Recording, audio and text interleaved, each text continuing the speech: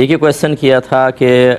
جیسے باہر شریعت وغیرہ میں بھی لکھا ہے کہ کسی نے ایک رکن میں 3 مرتبہ ہاتھ اٹھایا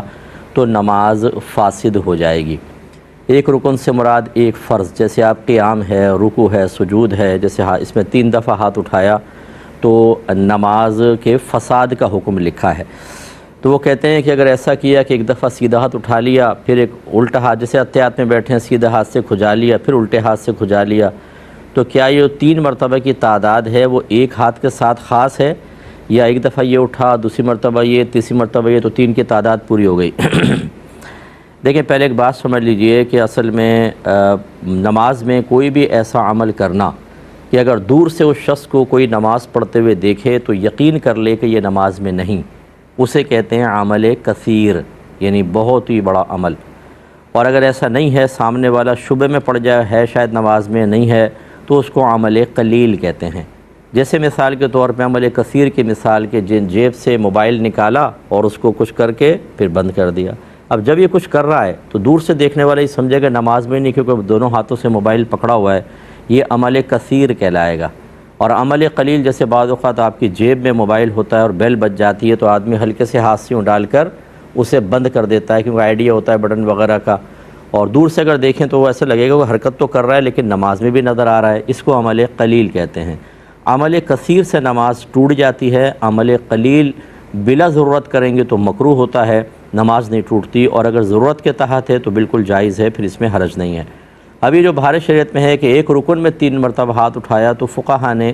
گویا کہ ایک رکن میں 3 مرتبہ ہاتھ اٹھانے کو عمل کثیر سے تعبیر کیا ہے، یا اس کو عمل کثیر قرار دیا ہے، تو لہٰذا اس لیے فساد نماز کا حکم ہوگا۔ لیکن اس میں یہ تفصیل ذہن میں رکھیں کہ یہ اس وقت ہوگا کہ جب بہت ہی تھوڑی سی آپ نماز پڑھ رہے ہیں اور اس میں اس طریقے سے ہو گیا، تو پھر یہ کہ یعنی بار بار ہاتھ اٹھا رہے ہیں تو ایسا لگے گا کہ دور سے دیکھنے میں شاید یہ نماز میں نہیں ہے۔ لیکن اگر طویل رکعت ہو، جیسے حافظ صاحب تراویح پڑھا رہے ہوتے ہیں اور جیسے 1.25 سپارہ پڑھنا ہوتا ہے، ایک دفعہ ایک رکعت میں تو خیر چلیں، جو لمبی قرات ہوتی ہے اس میں بیچ میں الحمد پڑھتے ہوئے تھوڑی سی کھجلی ہوگی، انہوں نے کر لیا، پھر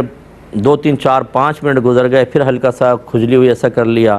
پھر 2 3 منٹ بعد ایسا کیا، تو کوئی بھی دور سے دیکھنے والا نہیں کہے گا کہ یہ نماز میں نہیں ہے، یہ یقین حاصل نہیں ہو سکتا۔ لہٰذا بہرحال یہ لکھا ہے فقہا نے، اس لیے احتیاط کریں، اور اس میں ایک ہاتھ سے آپ 3 دفعہ کریں یا دونوں ہاتھوں کو ملا کر ان کی حرکات کو 3 دفعہ کی تعداد پوری ہو، باہر شریعت کے مسئلے کے مطابق نماز فاسد ہوگی، احتیاط کریں۔ کسی نے کہا کہ یہ سنا ہے کہ نبی کریم صلی اللہ علیہ وسلم کے بارے میں فرانس والوں نے دعویٰ کیا ہے کہ ان کا خطبہ ریکارڈ کر لیا گیا ہے، کیا یہ صحیح ہے؟ یہ سب خرافات اور بکواسیں ہوتی ہیں، ان کا کوئی اعتبار نہیں۔ اور اچھی طرح یاد رکھیں کہ دیانات کے مسائل میں حرام حلال، پاک ناپاک، اور اس طرح تاریخ کے حوالے سے جس پر ہمارے مذہب کی بہت سی بنیادیں ہوں، اس میں کافر کے قول کا کوئی اعتبار نہیں ہوتا۔ جیسے یہ بعض اوقات موویز بناتے ہیں عیسیٰ علیہ السلام پر، موسیٰ علیہ السلام پر، نوح علیہ السلام پر، اور اس میں ایسے غلط قسم کے واقعات دکھاتے ہیں جس کا ہمارا مذہب اسلام بالکل انکار کرتا ہے۔ ایک عام آدمی وہ گناہ نہیں کر سکتا جو نبیوں کی طرف منسوب کر کے وہ دکھایا جاتا ہے، تو ان کی اس طرح کی موویز اور ان میں بیان کردہ واقعات یا جو تاریخ دکھائی گئی ہے اس کا کوئی اعتبار نہیں ہوگا، یہ مذہب ہمارا منع کرتا ہے۔ اور اگر تو یہ پہلی بات تو یہ کہ ایسا پاسبل نہیں ہے، اور اگر کوئی دعویٰ کرتا بھی ہے اور غیر مسلم دعویٰ کر رہا ہے تو ہم اس کو بالکل رد کریں گے، حتیٰ کہ اگر مسلمان بھی یہ دعویٰ کرتا پھر بھی ہم اس کی بات کا اعتبار نہ کرتے، کیونکہ نبی کریم کے خطبے کا مطلب ہے حدیث، کہ رحمت کونین صلی اللہ علیہ وسلم حدیث بیان فرما رہے ہیں، اور جو بھی سرکار بیان فرماتے ہیں وہ وحی الہی کی ایک صورت ہوتی ہے، گویا کہ یہ وحی الہی آپ قرار دے رہے ہیں اس کو، کہ یہ وحی الہی بیان ہو رہی ہے، اور کوئی بھروسہ ہے کہ ریکارڈنگ کوئی اپنے پاس سے بنا کر لگا دے تو اس میں جو باتیں ایسی ہوں کہ فرض کر لیں پہلے آپ کو کسی تاریخ کے اندر نظر نہیں آئیں، کسی حدیث کی کتاب میں نظر نہیں آئیں، تو اس طرح کے خطبے ایجاد کر کے اور کو منسوب کریں نبی کریم کی طرف کہ آواز ریکارڈ کر لی اور ایک نئی شریعتی درمیان میں آ جائے گی، ایک نیا جھگڑا پڑ جائے گا۔ اس طرح اس قسم کی خرافات کو بالکل اعتبار نہیں ہوتا، اور کوئی اس کو عام کرے تو پھر عالم تو ہوگا ہی نہیں، بیچارے عام قسم کے لوگ ہوتے ہیں، ان کی باتوں پہ بالکل بھروسہ نہ کیا جائے۔ ایک کسی نے کہا کہ ہم نے کسی کو ادھار مال بیچا اور رقم وصولی کے لیے بطور ضمانت کوئی چیز ہم نے اپنے پاس رکھ لی، اب اگر وہ ہمیں رقم وقت پہ نہیں دیتا تو کیا ہم اس کی چیز بیچ کر اپنی رقم وصول کر سکتے ہیں؟ جی بالکل ایسا کر سکتے ہیں، اس کو رہن رکھنا کہتے ہیں، اس نہیں ہوئی رہن کہلاتا ہے، یہ ایک معاملہ کرنا اس کو رہن کہتے ہیں، اور رکھوانے والا جو ہوتا ہے وہ راہن ہوتا ہے، جو رکھتا ہے اس کو مرتہین کہتے ہیں، اور جو شے رکھی جاتی ہے اس کو مرہون کہا جاتا ہے۔ مثال کے طور پہ میں نے اسکوٹر کسی کو ادھار بیچی تو میں کہتا ہوں کہ یار تم اپنی گھڑی میرے پاس رکھو، جب پیسے دے دو گے میرے اسکوٹر کے میں گھڑی تمہیں واپس کر دوں گا، تو یہ مرہون شے ہوگی۔ لیکن اچھی طرح یاد رکھیں کہ ہے تو یہ جائز، اور یہ بھی جائز ہے کہ جب وہ وقت پہ پیسہ نہ دے تو گھڑی بیچ کر میں اپنی رقم وصول کر لوں، زیادہ ہے تو باقی اس کو دے دوں، اور کم ہے تو مزید کا مطالبہ کر لوں۔ لیکن یہ نہیں کر سکتا کہ جو میں نے مرہون شے اپنے پاس رکھی ہے میں اس کو یوز کر سکوں۔ یاد رکھیں کہ ادھار پر جب اس قسم کی کوئی چیز شے رکھ کر اور آپ اس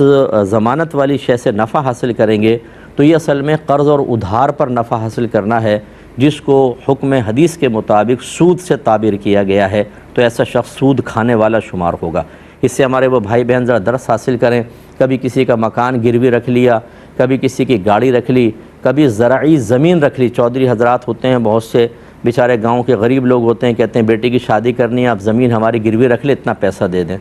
کتنے عرصے میں دو گے جی؟ 1 سال میں۔ رکھ لی، اب اس کے اندر اپنی فصلیں کر رہے ہیں اور وہ کھاتے جا رہے ہیں آمدنی، اور وہ قرض اسی طرح باقی ہے۔ یہ سود ہے، حرام اور گناہ کبیرہ، اور جہنم کے انگارے ہیں جو آپ اپنے پیٹ میں اتار رہے ہیں۔ یہ اس طرح ہرگز نہ کریں، اور کیا ہے تو جان چھڑا لیں زندگی میں، اسے واپس کریں زائد، اور اگر وہ مر گیا ہے نہیں اس کو پتہ تو اس کی طرف سے صدقہ کریں، ورنہ گئے آپ کام سے۔ یہ تھوڑا سا کھا پی لینا، تھوڑا سا نفع حاصل کرنا آخرت میں آپ کے لیے بالکل نافع نہیں ہے۔